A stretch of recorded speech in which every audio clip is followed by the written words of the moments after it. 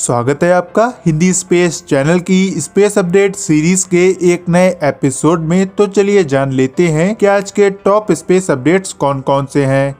आज की पहली अपडेट इसरो के PSLV C51 रॉकेट को लेकर है। पहले तो आज इसरो के द्वारा दोपहर 3:41 पर PSLV C50 रॉकेट को सक्सेसफुली लॉन्च किया जा चुका है और इसके मेन पेलोड यानी कि CMS-01 सैटेलाइट को भी अपने प्री डिटरमाइंड ऑर्बिट में प्लेस भी किया जा चुका है और इस सैटेलाइट के सोलर पैनल्स को भी स्पेसक्राफ्ट से रिलीज करने के बाद सब जियो ट्रांसफर ऑर्बिट में ओपन किए जा चुके हैं और अगले 4 दिनों में सैटेलाइट के ऑन बोर्ड थ्रस्टर्स की मदद से इसको अपने जियो ट्रांसफर ऑर्बिट में सही तरीके से प्लेस भी किया जाएगा। उसके बाद यह सैटेलाइट अपने कम्युनिकेशन वर्क को करने के लिए पूरी तरह से तैयार हो जाएगी। वहीं आज लॉन्च के बाद की जाने वाली कॉन्फ्रेंस में इसरो के चेयरमैन डॉक्टर के सिवन जी ने यह जानकारी दी कि यह लॉन्च इसरो के द्वारा लॉन्च किया जाने वाला 2020 का अंतिम लॉन्च था और अभी PSLV C51 रॉकेट के लॉन्च की तैयारियां करी जा रही हैं और इसरो की पूरी टीम के द्वारा चंद्रयान 3,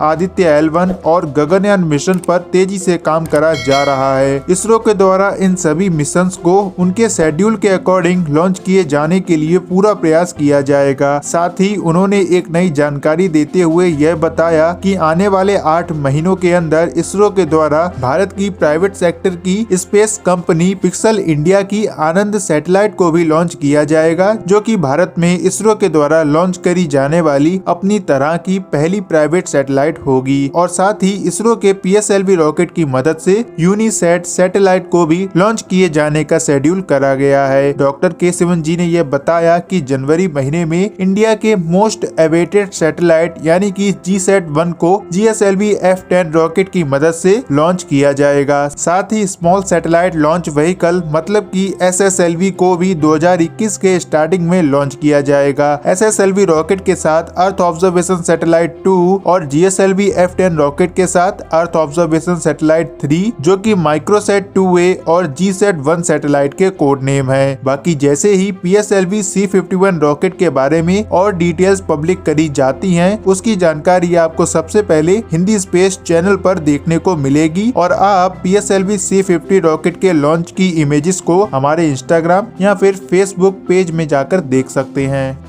आज की दूसरी अपडेट चाइना के मून सैंपल रिटर्न मॉड्यूल को लेकर है। कल यानी 16 दिसंबर को चाइना के चैंग 5 मिशन के साथ भेजे गए सैंपल रिटर्न मॉड्यूल ने 12:59 PM EST पर अर्थ पर सक्सेसफुली लैंडिंग कर ली है और इस सैंपल रिटर्न मॉड्यूल ने इस लैंडिंग के साथ ही 4 दशकों से भी ज्यादा समय के बाद पृथ्वी पर मून के सरफेस से कलेक्ट करे गए सैंपल्स को दोबारा से लैंड करवाया है। आज से लगभग 44 साल पहले सोवियत यूनियन के लूना 24 मिशन के द्वारा 176 ग्राम की लूनर डस्ट को अर्थ पर लाया गया था, लेकिन चाइना के चैंग 5 मिशन के इस लैंडर ने करीब 2 किलोग्राम तक के मून सैंपल्स को कलेक्ट करके उसको अर्थ पर वापस लाया गया है। और कल के वीडियो में हमारे कमेंटर ए साइंटिस्ट के द्वारा करे गए कमेंट का जवाब भी मैं आपको इस वीडियो में दे देता हूँ। हम मानते हैं कि चाइना इंडिया से काफी ज्यादा आगे है और उसकी इकोनॉमी भी इंडिया से कई ज्यादा आगे है, लेकिन प्रेजेंट टाइम में चाइना की नेशनल स्पेस एजेंसी अभी भी नासा से काफी ज्यादा पीछे है और इस चैनल पर हमारे द्वारा केवल हर देश से आने वाली स्पेस न्यूज को आप तक पहुंचाया जाता है और आगे आने वाले समय में चाइना USA से भी आगे निकल जाएगा। तो पहले से ही तय की गई प्रोजेक्शंस की माने तो 2060 तक इंडिया भी वर्ल्ड की सेकेंड लार्जेस्ट इकोनॉमी बन सकता है। हम यह मानते हैं कि प्रेजेंट टाइम में Indian space research organisation China और USA से काफी पीछे है, लेकिन आप चिंता मत कीजिए क्योंकि इसरो अपनी जगह पर बहुत ही अच्छा काम कर रहा है और आने वाले समय में आप भी इसरो को USA या चाइना से कंपेयर करने के बजाय उसके खुद के अलग तरीके से लॉन्च करे जाने वाले मिशंस की तारीफ करेंगे।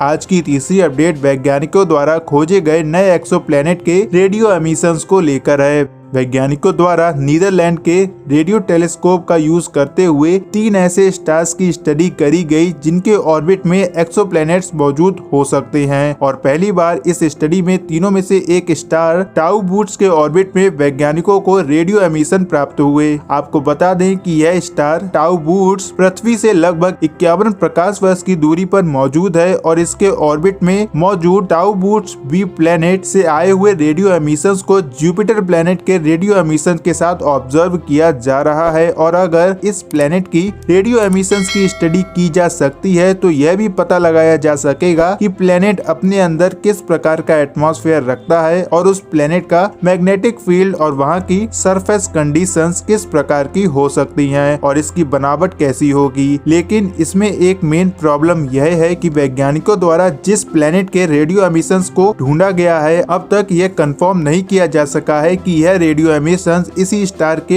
एक्सोप्लैनेट से आए थे या नहीं। बाकी आगे की ऑब्जर्वेशन रिपोर्ट्स तो आपको हिंदी स्पेस चैनल के डेली स्पेस अपडेट्स एपिसोड में मिलती ही रहेगी।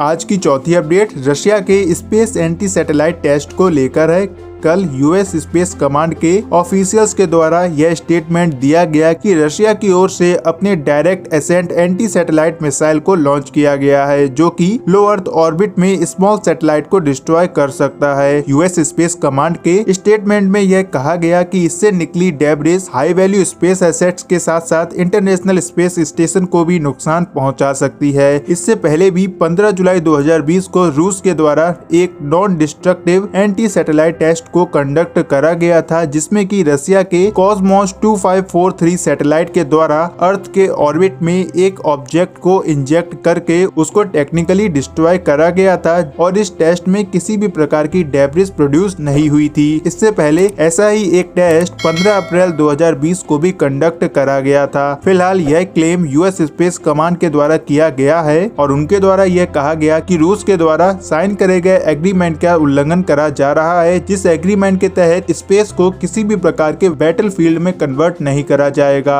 और रशिया की ओर से अभी इस पर कोई भी स्टेटमेंट नहीं दिया गया है। वैसे आप रशिया के इस एंटी सैटेलाइट टेस्ट के बारे में क्या सोचते हैं कमेंट सेक्शन में जरूर बताएं। तो आज के इस वीडियो में बस इतना ही। अगर आपको यह वीडियो इन्फॉर्मेटिव लगी हो तो इस वीडियो को लाइक और शेयर करने के साथ साथ हिंदी स्पेस चैनल को सब्सक्राइब कीजिए ऐसे ही और वीडियोस को देखने के लिए। तो मिलते हैं अगले वीडियो में, तब तक के लिए जय हिंद जय भारत।